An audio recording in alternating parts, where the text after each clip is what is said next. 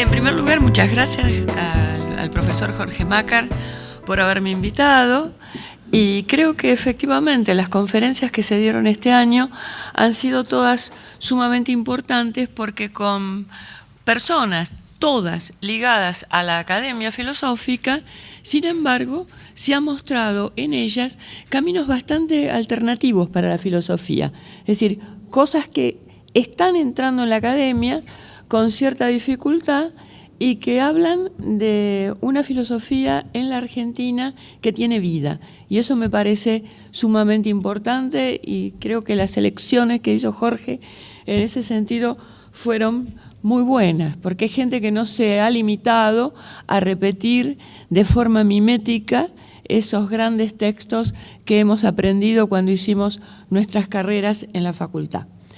Bueno, yo siguiendo un poco esta línea, voy a tratar de mostrar, y después hagamos diálogo, por favor, qué se entiende hoy por filosofía intercultural y qué entendemos nosotros en América Latina por una forma particular de hacer esta filosofía intercultural. La primera cosa que quiero decir es que la filosofía intercultural es un hecho, es decir, ya no se puede negar. ¿Por qué? Desde la fundación de la Sociedad de Filosofía Intercultural en 1991 se han sucedido congresos y jornadas en diversas partes del mundo, y día a día se multiplican las publicaciones y trabajos que insisten en esta denominación.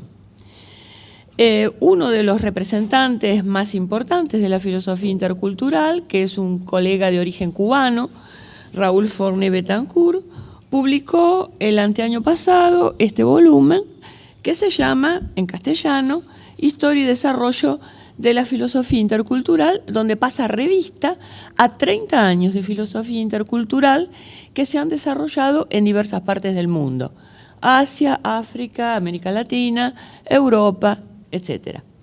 El pasado 10 de noviembre, además, se fundó en Barcelona la Escuela Internacional de Filosofía Intercultural, y ahora, bueno, tenemos que esperar, quienes hemos sido fundadores de esta escuela, a que se pacifiquen un poco las cosas en el país catalán para poder desarrollar algunos programas que tenemos pensados. Pero, sin embargo, hay que decir que la existencia de la filosofía intercultural no es tan reciente. Existe una prehistoria de esta filosofía intercultural en toda experiencia filosófica de encuentro con el otro. La semana pasada hicimos una jornada en la Facultad de Filosofía y Letras sobre filosofía intercultural, y justamente el colega que dirige el Instituto de Filosofía, que es profesor de filosofía medieval, nos recordó las experiencias interculturales que se dieron en la filosofía de la Edad Media. Es decir, tenemos una cantidad de antecedentes históricos. Lo que pasa, como dice Raúl Forné en el prólogo del libro, que esta fórmula, este nombre reconocido, pertenece a un tipo de conceptos para los cuales muy tarde se encuentra el nombre adecuado. Bueno, entonces, en este sentido, me parece que se impone la necesidad de atender filosóficamente esta emergencia de la filosofía intercultural para dilucidar, en principio, si se trata de una moda vinculada con algunos aspectos de la globalización, o si realmente es un nuevo modo de entender la filosofía y los saberes, que merece ser considerado con seriedad y que puede incidir de manera positiva en los intentos de pensar contextualmente la filosofía. En nuestro caso, como yo digo, de alguna manera evocando a José Martí, de pensar una filosofía nuestroamericana en constante diálogo con las filosofías de otras regiones del mundo.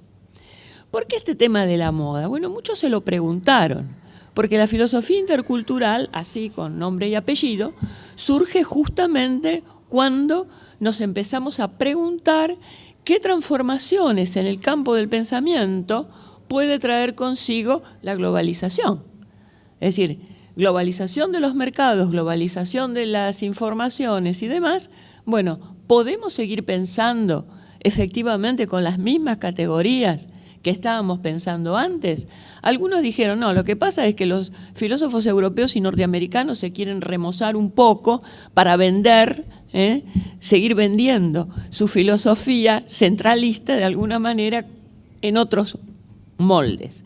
Pero no, sin embargo, hay que reconocer que incluso los primeros iniciadores de esta filosofía intercultural con este nombre, ¿no?, se lo preguntaron realmente en serio, es decir, ¿cómo hacer hoy para poder dialogar de manera genuina, de manera honesta y mutuamente enriquecedora con pensadores y pensadoras de distintos lugares del mundo? Por eso que todas las corrientes actuales de filosofía intercultural están en contra de la idea que tanto defendió, por ejemplo, Maurice Merleau-Ponty, de que la filosofía es una institución europea que surge en Grecia de manera prácticamente definitiva. No voy a leer un texto de Merleau muy interesante que tengo acá, porque no nos va a dar el tiempo. Indudablemente, Merleau-Ponty comete un serio error de perspectiva cuando defiende la idea de que entre los griegos y el mundo occidental del siglo XX, cuando él publica o dirige, mejor dicho, una importante historia de la filosofía, hay perfecta continuidad filosófica, aunque hayan aparecido otros temas. Según Merleau, estamos utilizando las mismas palabras, idéntica forma de interrogar el mundo, idéntica fuerza motivante. Hay coordenadas perpetuas de la filosofía, dice él, y de toda filosofía. Sin embargo, yo me interrogo, ¿el filósofo resulta víctima del propio desconocimiento de otras culturas que el texto citado señala, o de una idealización o generalización indebida? Es más, retomando los planteos de Edward Said en Orientalismo, se puede considerar a Merleau-Ponty como otros pensadores de la época, estoy hablando segunda mitad del siglo XX, ¿no?, como representante de un modo eurocéntrico de considerar otras culturas situadas más allá de una línea geopolítica imaginaria que estaría dividiendo el occidente de Oriente y también de América, obviamente, y de tomar en cuenta sus producciones culturales del pasado sin valorar las etapas posteriores ni el presente. En muchas historias de la filosofía, que ustedes conocerán sin duda, y también en el texto organizado por Merleau-Ponty, aparece la filosofía de la China, la filosofía de la India. ¿Pero a qué se refiere? Se refiere a pensadores del pasado, como si nada hubiera sucedido después de 1492 en todos esos lugares. Bueno, tomando por ejemplo los estudios que han hecho Carmen Dragonetti y Fernando Tola, que falleció recientemente, no se dio cuenta Merleau-Ponty de la simetría estricta que existe, por ejemplo, entre las filosofías de la India y el desarrollo de las escuelas griegas y helenísticas de filosofía.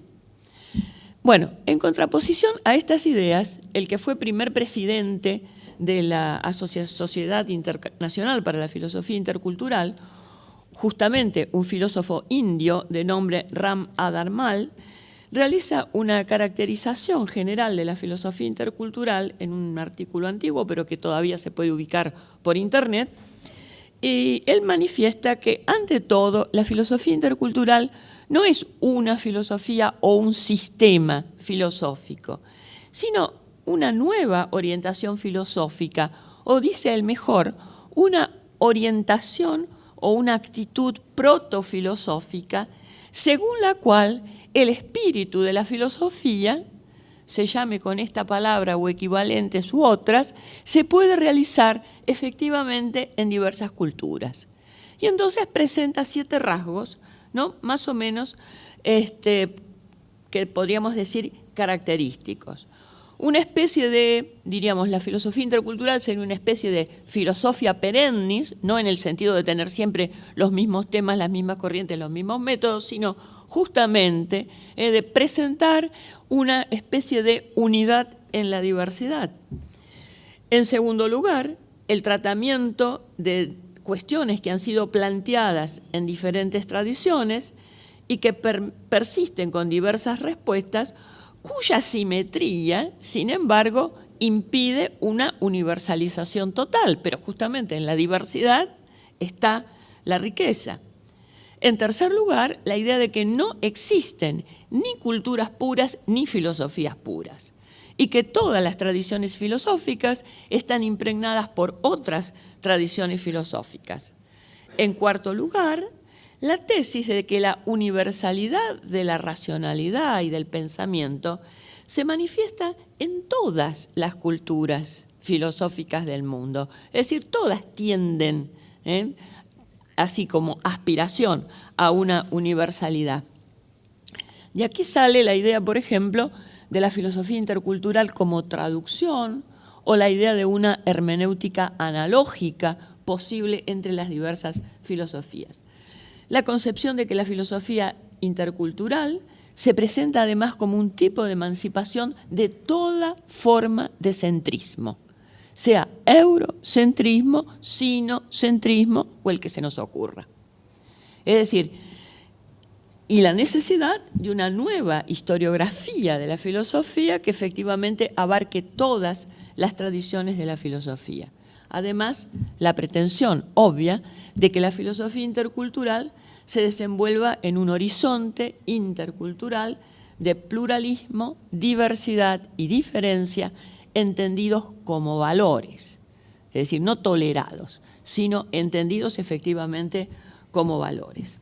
Bueno, para que se entienda un poco más lo que yo voy a querer decir, refiriéndonos a nuestra circunstancia y a nuestra situación, hago una referencia biográfica muy breve. Mi vínculo más estrecho con la filosofía intercultural data del año 1985, en que por una buena conjunción de astros lo conozco a Raúl Forné Betancourt en una visita que él hace a Buenos Aires. Ellos ya sacaban una revista y una colección de monografías que tiene el nombre medieval de Concordia, justamente, o renacentista, si ustedes quieren, de Concordia, y a través de un intercambio que tuvimos en un congreso, nos dimos cuenta que había muchas afinidades selectivas y con una sintonía grande, ¿no? Volviendo para nuestro continente, quiero decir que se dio en México un hecho muy importante en el año 1995. En ese año se celebra en el Distrito Federal el primer Congreso Internacional de Filosofía Intercultural, propiamente dicho, y a partir de allí se van incorporando de esta manera un poco, inorgánica, ¿no? Se van incorporando una cantidad de pensadores latinoamericanos y caribeños a este modo de hacer filosofía. Esto es muy importante porque con esta incorporación de colegas de toda América se refuerzan los rasgos dialógicos de la filosofía intercultural y también los rasgos interdisciplinarios, y se le da al pensamiento que nosotros hacemos de estos lugares un fuerte sesgo, efectivamente, nuestro americano, vinculado además con los desarrollos previos, que muchos de ustedes recordarán, de la filosofía de la liberación, con intercambios con representantes de los estudios post y decoloniales, con otros estudiosos latinoamericanos de pensamiento crítico, etc. Es interesante además ver cómo, así como en Europa se piensa el tema de la globalización como algo sumamente decisivo para trabajar interculturalmente en filosofía, en América Latina aparecen también otros temas.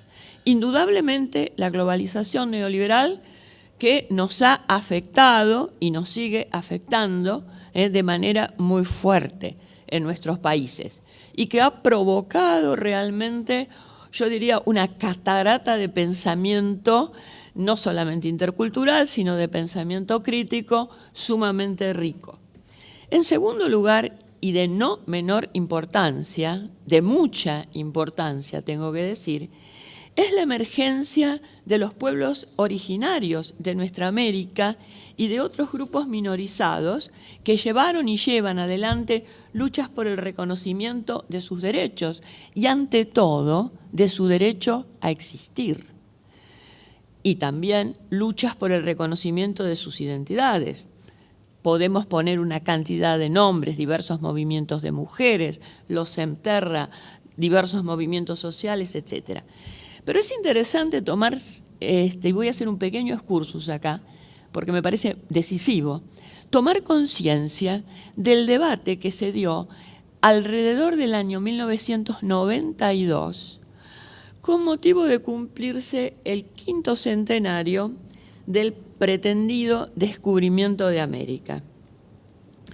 Los intentos celebratorios promovidos en ese momento por los ex imperios español y portugués fueron condenados severamente por gobiernos, intelectuales y distintas agrupaciones, obviamente agrupaciones también de pueblos originarios, en ese momento.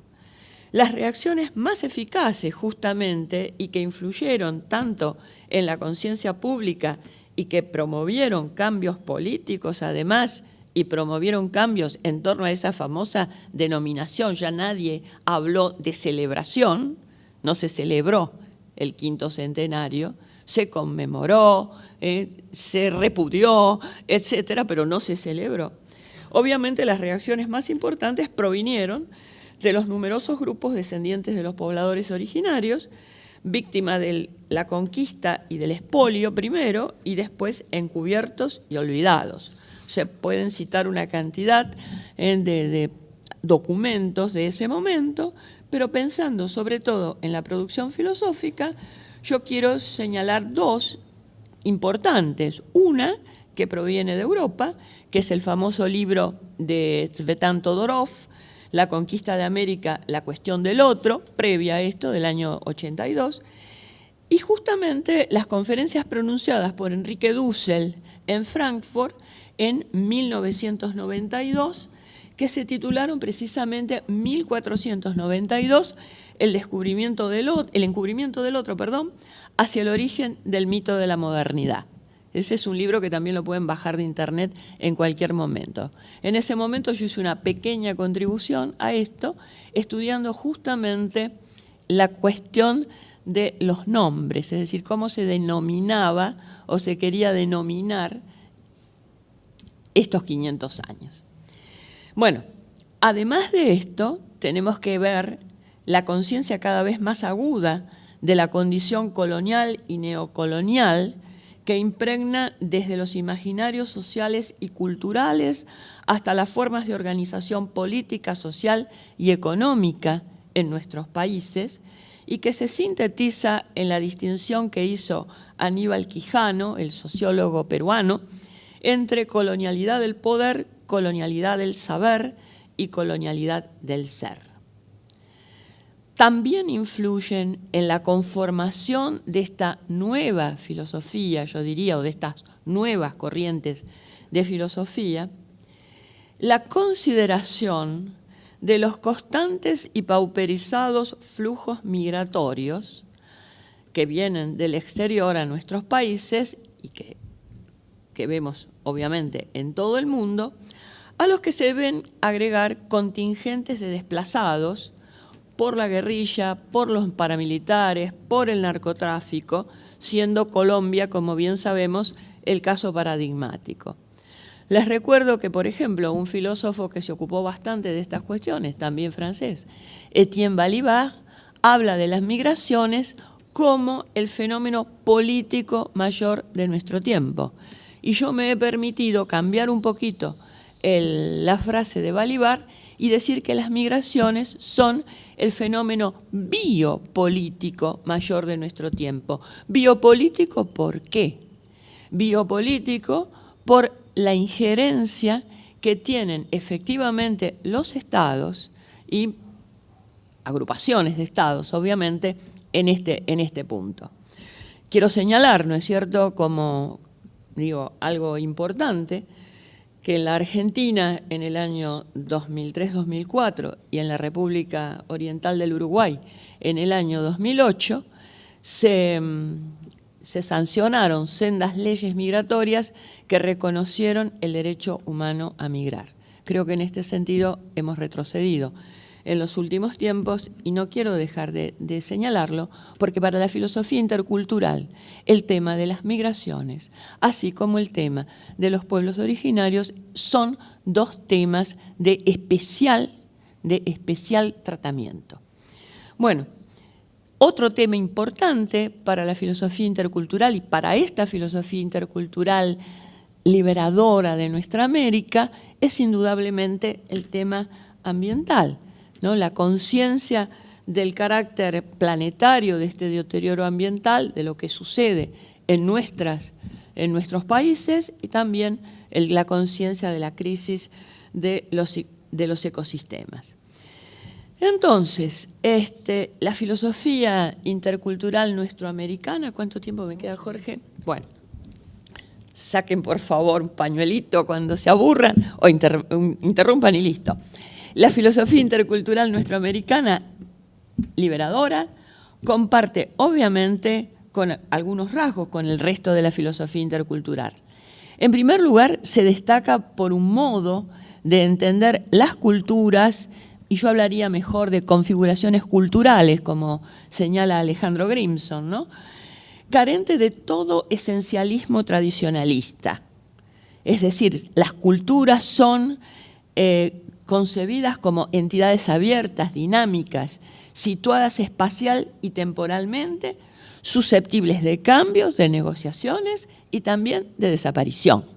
Y no es ajeno esto al tema de considerar hibridismos, nomadismos, diásporas, etc. Esto me parece importantísimo. Por eso que varios autores realizan una crítica de las posiciones que defienden la inconmensurabilidad y la incomunicabilidad de las culturas.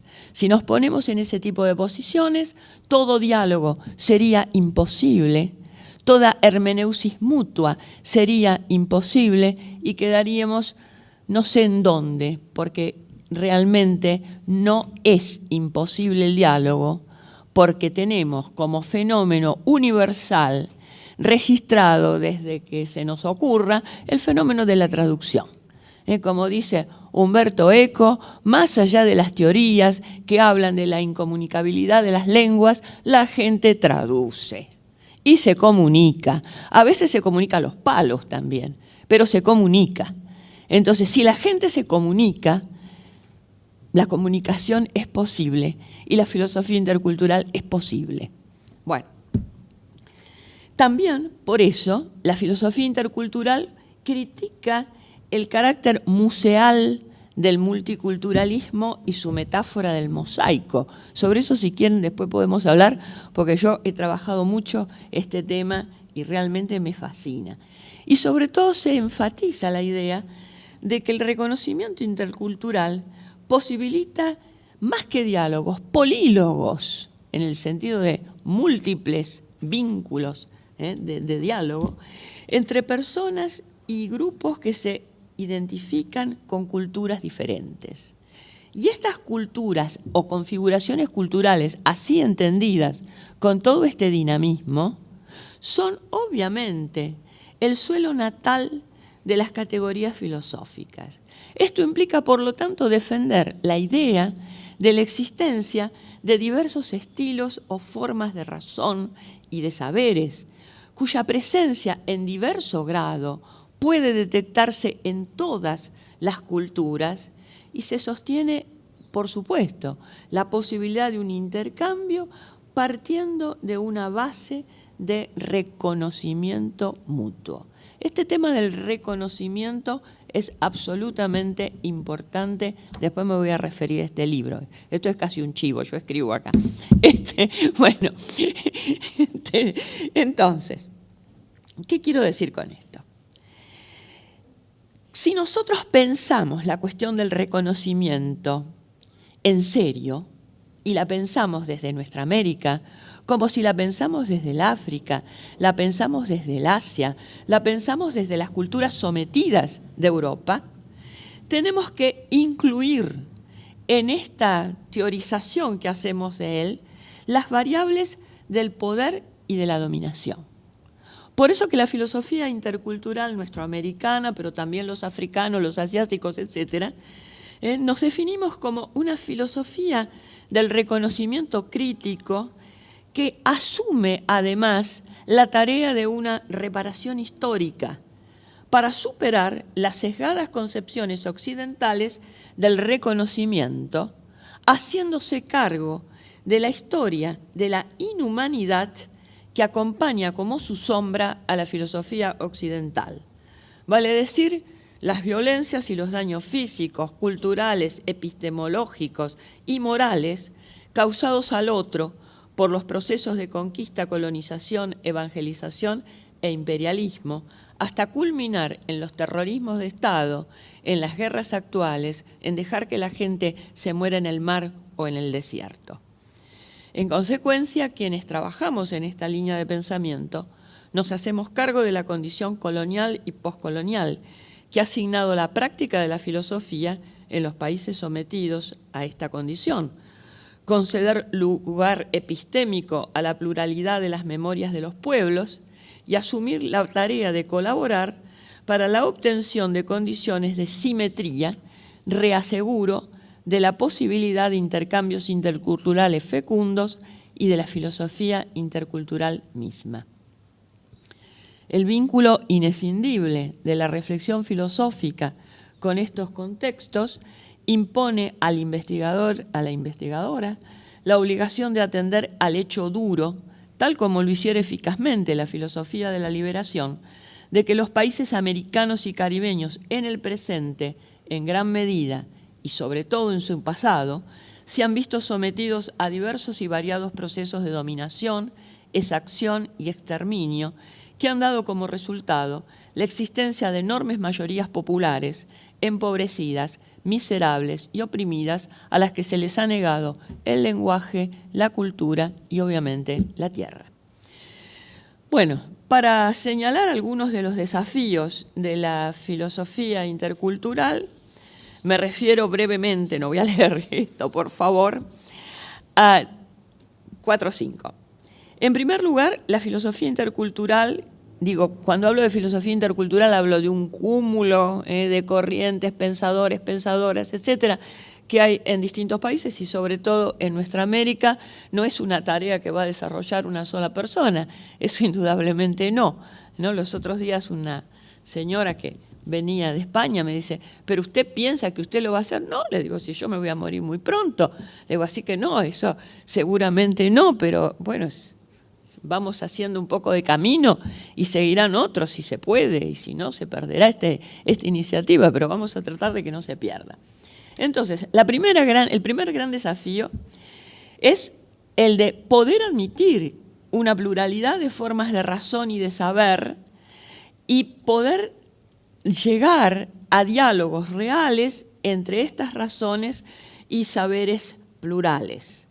Es decir, pensar efectivamente en una universalidad abierta, yo la llamo una universalidad de horizonte. Universalidad de horizonte significa que no hay ninguna a priori, sino que tenemos abierto el camino justamente a la construcción de estos diálogos que nunca van a ser definitivos. Por eso que la metáfora que la filosofía intercultural prefiere, como yo dije hace un rato, para caracterizar este polílogo entre filósofas y filósofos o sus equivalentes, es la metáfora de la traducción. Curiosamente, un científico social como Boaventura de Sousa Santos, a quien ustedes también conocerán, habla también de la metáfora de la traducción y la privilegia, ¿no? Y esta metáfora para mí resulta de enorme interés por 2 razones. La primera, por lo que dije antes, porque es quizá la operación humana que más ha contribuido al relacionamiento entre los seres humanos. Pero en segundo lugar, porque eso también evoca escenarios y escenas nuestroamericanas, incluso alguna, como yo recordaba de mi colega de filosofía medieval, vinculadas también ya con momentos anteriores al descubrimiento. Por ejemplo, ese diálogo tan fecundo que se dio entre los traductores que conocemos, por un lado de España, Italia, etcétera, ¿no? Pero por otro lugar, en los contextos coloniales de nuestra América, la metáfora de la traducción es interesante y es ambivalente. Es ambivalente porque recuerda, por un lado, escenas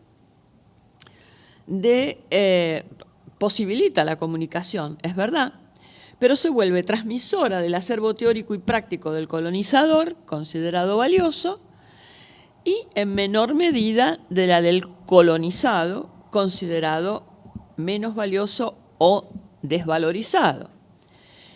Y así como hay escenas de traducción muy interesantes, los otros días yo leía un artículo de Bertomeu Mellá sobre el tema del guaraní y cómo los jesuitas, ¿no?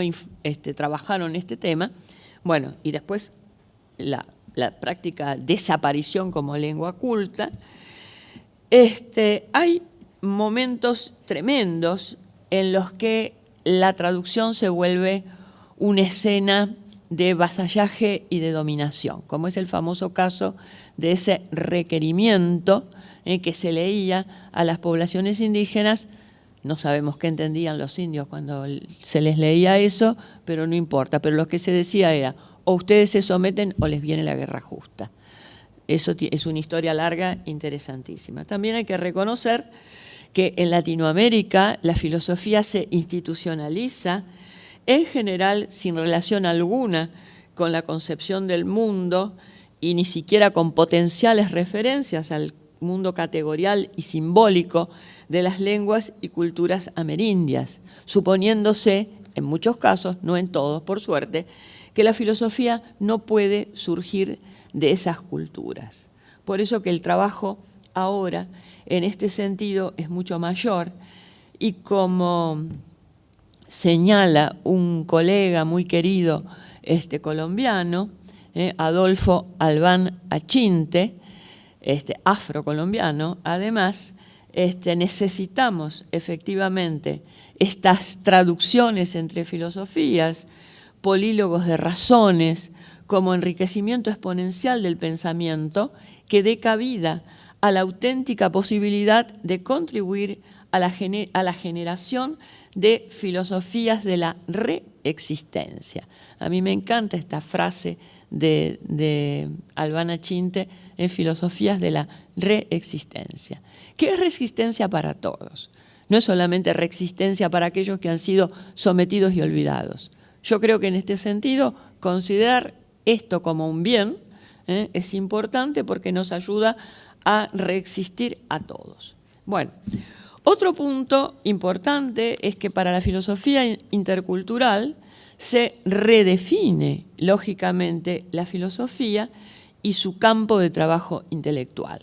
Igual que lo hicieron las feministas, y lo siguen haciendo, la filosofía intercultural plantea una parte de crítica, la pars destruens, diríamos, de la filosofía intercultural, que es tratar de demostrar cuáles son los mitos sobre los que ha estado trabajando la filosofía occidental.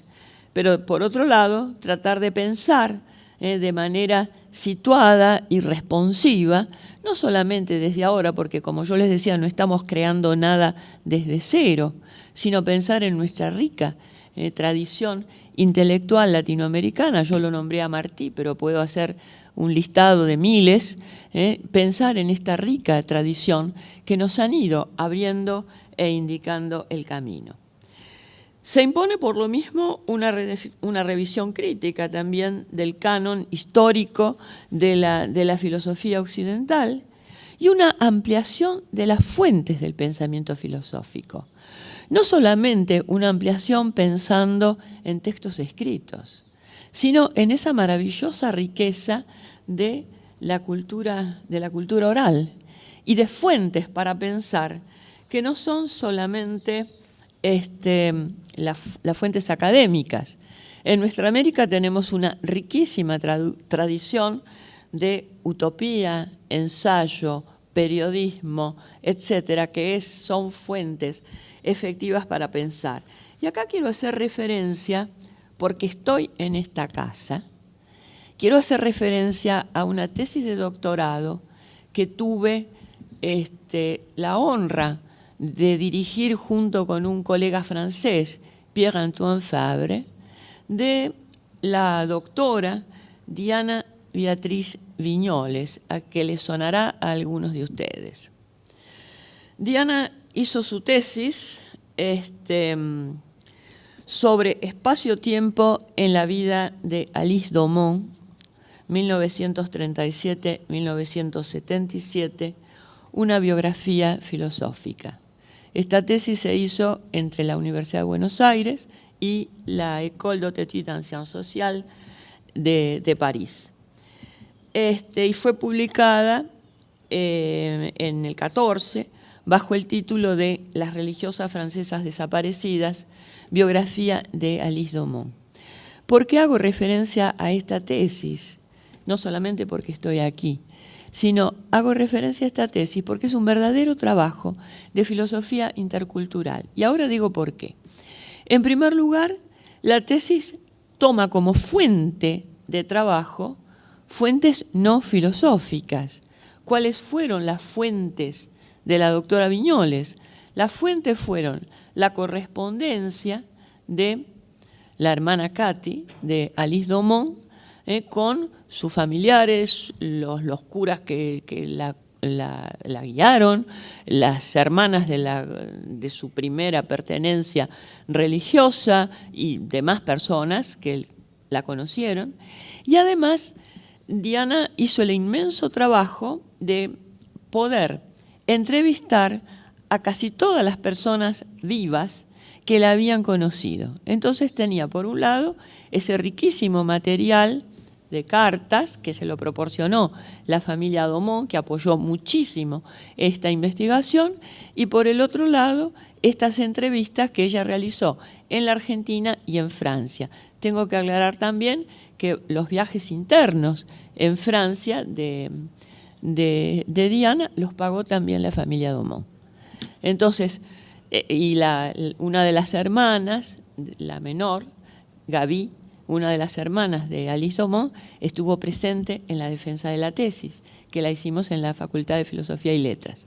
Bueno, esto es importante porque quiere decir que se puede hacer una excelente tesis de filosofía a partir de fuentes no filosóficas. ¿Cómo se hace para hacer una tesis de filosofía a partir de fuentes no filosóficas? Bueno, se hace un marco teórico con el cual se trabajan esas fuentes no filosóficas y se va mostrando qué categorías, qué formas de pensamiento van apareciendo en esas fuentes no filosóficas. Cómo se piensa, en el caso de Katy, cómo se piensa el otro, cómo se piensa la responsabilidad, cómo se piensa el amor, cómo se piensa la fraternidad, de otra manera, que no está a veces en la tradición filosófica. Entonces, en ese sentido, el trabajo de Alice Domon no solamente fue un trabajo testimonial sumamente importante, sino un trabajo filosófico intercultural. ¿Intercultural por qué? Intercultural porque la figura de Alice Domon fue una figura intercultural. Ella vino de Francia, fue a la casa de la catequesis en la diócesis de Morón, catequizó a niños discapacitados, entre ellos un hijo de Videla. Después estuvo trabajando en las villas con gente de diversos orígenes, convirtiéndose en una más. Después se fue a Perugorría, a Corrientes. Estuvo con personas que eran también de diferente cultura que la suya de origen. Es notable en las cartas cómo empiezan a aparecer las palabras en castellano, las palabras en guaraní. Es muy interesante eso. Vino luego, en representación de familias de allá, a compartir con las madres las rondas, ¿no? Y después todos sabemos cómo esto terminó. En fin, entonces en ese sentido yo creo que el trabajo de Diana, que obviamente recomiendo, fue un texto donde se trabajó de manera intercultural y se trabajó de manera muy fecunda. Además, esa tan rica tradición filosófica europea de la biografía, que ese es otro tema, ¿no? Ella trabajó con una cantidad de autores europeos como Sartre, Baitin, Arendt, Ricoeur, Desserteau, etcétera, pero a la vez con autores nuestroamericanos y justamente con esto. Bueno, a modo de conclusión, digo que la filosofía intercultural, por un lado, tiene una orientación teórica importante, es heredera parcial de la filosofía de la liberación y da hospitalidad polilógica a diversas tendencias de la filosofía contemporánea, especialmente a aquellas que provienen del sur, pero que fundamentalmente plantea el quehacer filosófico como una praxis liberadora en sentido amplio. Y me parece que el desafío de este saber responsivo y emancipador que plantea se puede sintetizar en algunos imperativos y con esto termino. En primer lugar, el imperativo teórico práctico de una nueva filosofía que redefina su función, límites, lenguaje, fuentes y canon, así como su vínculo con otros saberes y disciplinas, con el objetivo de rescatar y preservar la diversidad sapiencial y epistemológica del mundo, y en nuestro caso, de nuestro mundo. En segundo lugar, el imperativo teórico práctico de la revisión de las concepciones lineales y progresistas de la historia mediante la recuperación de las voces y de las memorias plurales de la humanidad, con especial atención a aquellas silenciadas y encubiertas por los saberes y las historias hegemónicas. En tercer lugar, el imperativo teórico práctico de la dedicación atenta, seria y responsiva a los problemas sociopolíticos más urgentes. Nombro inclusión, vulnerabilidad, participación, violencia y sus dimensiones en el contexto de la globalización, la marginalización cada vez mayor de poblaciones enteras, las migraciones masivas y los constantes delitos contra la naturaleza. En cuarto lugar, el imperativo teórico práctico de la opción por una universalidad cualitativamente diferente, configurada y reconfigurada sin cesar, a partir de los polílogos interculturales y la crítica a la ideología de la globalización, neoliberal de la globalización, es decir, el otro mundo es posible. Y por último, el imperativo teórico práctico de una educación intercultural amplia, cuyos alcances han de ser mucho mayores que los de la mentada educación intercultural bilingüe, que a mi modo de entender es una mera panacea subalternizante y neocolonialista para lograr la integración de sectores tradicionalmente marginados de la cultura oficial. Este imperativo obviamente se condensa en la necesidad de una práctica docente de la filosofía que en actitud crítica a los colonialismos y centrismos asuma responsivamente los desafíos enunciados. En particular, obviamente, desde esta perspectiva, el interés de focalizarse en el interés en debatir nuevamente y sobre nuevas bases la relación entre programas y planes de enseñanza de la filosofía, instituciones de enseñanza superior y sociedad. Y muchas gracias.